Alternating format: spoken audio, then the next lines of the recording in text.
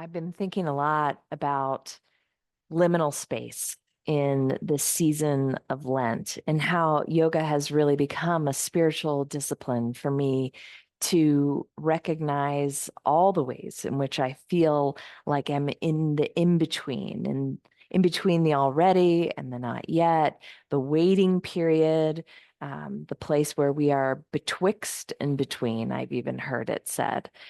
And so in the yoga practice, at the end, we experience the final shape, which is known as Shavasana or corpse pose. And it's an invitation for us to kind of take all the things that we gained from the practice. For me, it's like a fresh perspective. It's revelation from the Holy Spirit as I'm breathing, showing me the ways in which I'm controlling or desperately seeking approval or safety and security in my life, the things I'm holding on to that feel like I'm carrying the weight of the world on my shoulders.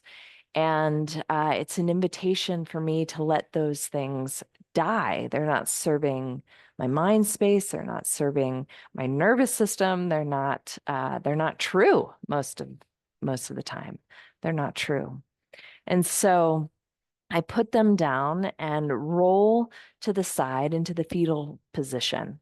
Many of you who've practiced yoga, you know what I'm talking about. That's the threshold space for me, where I can put that thing down and roll into a place of newness, a place of a new beginning.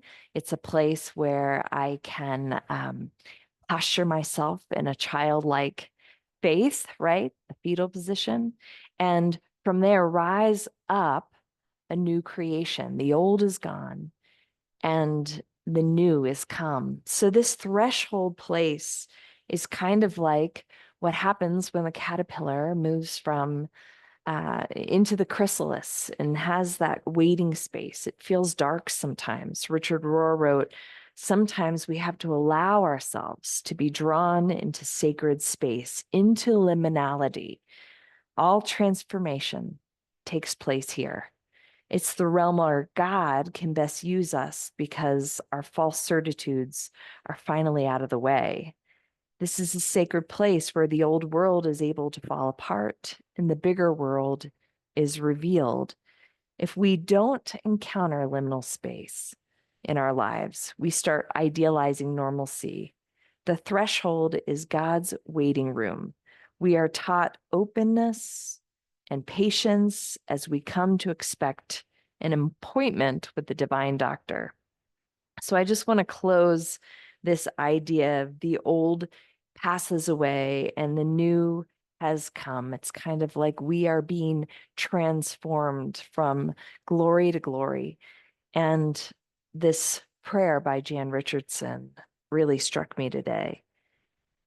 And so we take the ragged fragments, the patches of darkness that give shape to light, the scraps of desires unslacked or realized, the memories of spaces of blessing, of pain. And so we gather the scattered pieces, the hopes we carry fractured or whole, the struggles of birthing exhausted, elated, the places of welcome that bring healing and life. And so we lay them at the threshold, God, fetal position. Bid you hold them, bless them, use them, ask you to tend to them, mend them, transform them, to keep us warm, to make us whole, to send us forth. We rise up a new creation.